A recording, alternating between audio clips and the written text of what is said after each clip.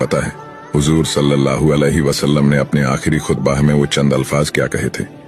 आए लोगों, सुनो, मैं शायद अब तुम्हारे बीच ज्यादा वक्त तक नहीं रहूंगा। जो भूखे हैं उन्हें वही खाना खिलाना जो तुम खुद खाना पसंद करते हो। गरीब लोगों को वही कपड़े देना जो तुम खुद पहनना पसंद करते हो। बेशक तुम अपने रब से एक दिन जरूर मिलोगे और वो तुम्हें तुम्हारे हर एक अमाल का अच्छा बदला देगा। और जो यहाँ मौजूद है वो ये बातें ध्यान से सुने, और जो मौजूद नहीं है वो ये बातें उन तक पहुंचाए।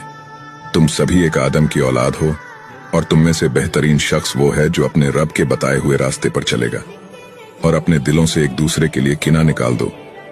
और क़यामत तक तुम्हें इस बात का ख्याल रहना चाहिए कि एक मुसलमान दूसरे मुसलमान का भाई है और सभी का एक दूसरे पर हक है।